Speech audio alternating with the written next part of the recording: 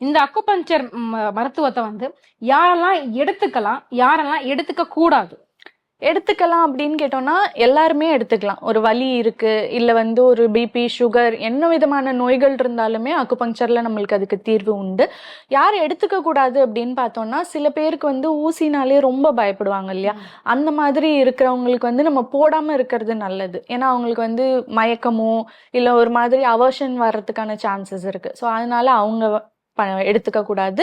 அதே மாதிரி later stages of pregnancy, அதாவது கடைசி டைம்ல வந்து நம்ம லேபர் இன்டியூஸ் பண்றதுக்குன்னு ஸ்பெசிஃபிக்கா அக்குபங்சர் பாயிண்ட்ஸ் இருக்கு. அதை தாண்டி வேற எதுவும் எடுத்துடாம இருக்கிறது நல்லது. மூணாவதா எடுத்துக்கிட்டோம்னா கேன்சர் பேஷண்ட்ஸ், நம்ம வந்து அவங்களுக்கு அக்கு ப்ரெஷரா கொடுக்கலாம், பட் அக்கு பங்க்சர் கொடுக்கறது வந்து தவிர்க்கிறது நல்லது. ஸோ இந்த மாதிரி ஒரு ஜென்ரல் ஒரு ரொம்பவே கம்மியான பேர்கள் தான் அக்குபங்சர் எடுக்கக்கூடாதுன்னு இருக்கு. நிறைய பேர்களுக்கு வந்து இது அக்கு ப்ரெஷர், அக்குபங்சர் மூலியமா நிறைய நோய்களுக்கு வந்து தீர்வு இருக்கு.